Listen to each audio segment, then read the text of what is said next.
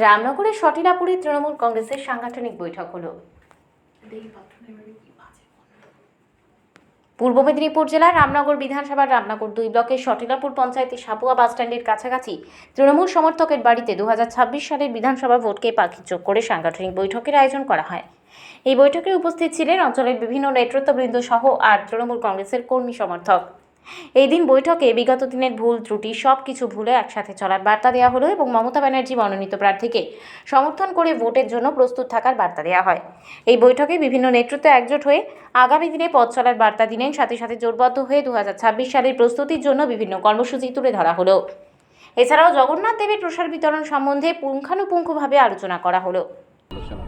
আমাদের আজকে প্রস্তুতি মিটিংয়ে প্রায় 19টা গ্রামের কর্মীদের নিয়ে আজকে সভা হয়েছিল।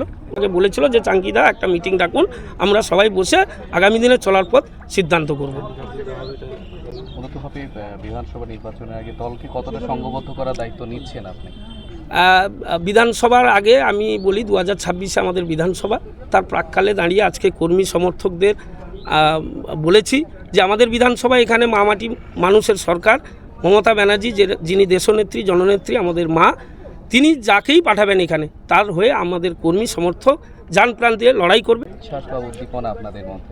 শুনুন, আমাদের মমতা ব্যানার্জি আমাদের মা, যিনি বলছিলাম উন্নয়নের কাণ্ডারি, সারা ভারতবর্ষ জুড়ে যে আমাদের এখানে একটা প্রকল্প হয়েছে পুরী মন্দির, আমাদের সৌভাগ্য এবং আমরা আনন্দিত গর্বিত যে এই এলাকায় আমাদের রামনগর বিধানসভায় এরকম একটা জগন্নাথের দেবের ধাম হয়েছে।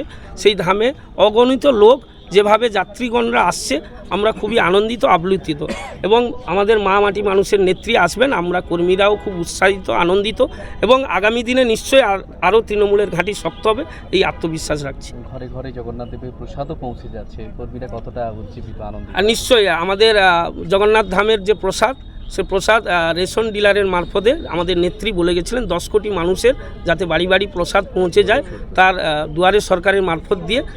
তো সেই কাজ উনি বলে গেছিলেন, তার কাজও চলছে, প্রসাদও মানুষ পাচ্ছে, মানুষও খুব আনন্দিত উল্লাসিত এবং এই প্রসাদ পাওয়ার পরে আরও মানুষের মধ্যে আনন্দ উল্লাস হচ্ছে যে তৃণমূল সরকার যেভাবে কাজ করছে আগামী দিনে আরও বিধানসভায় ভালো ফল করে আমাদের সরকার পুনরায় গঠন হবে।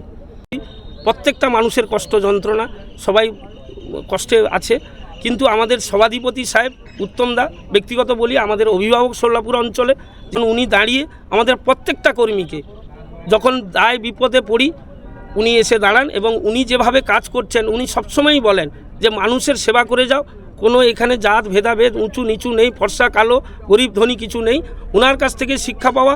এবং উনি এটাও বলেছেন যে আগামী দিনে যাতে এই আমাদের মধ্যে যাতে গণ্ডগোল না থাকে, কর্মীদের কাঁধে কাঁধ মিলে হাতে হাত মিলে আগামী দিনে যাতে রামনগর বিধানসভা ভালো রেজাল্ট করতে পারে, তার জন্য ভালোভাবে প্রস্তুতি পর্ব নিতে বলেছেন। দাদা, আপনার নাম আর জিনিস? আমার নাম শ্রীকৃষ্ণ দাস, সবাই চাঙ্কি বলে ডাকে, আমি অঞ্চল সভাপতি। রামনগর থেকে নিজস্ব প্রতিনিধির রিপোর্ট, জিএন আপডেট।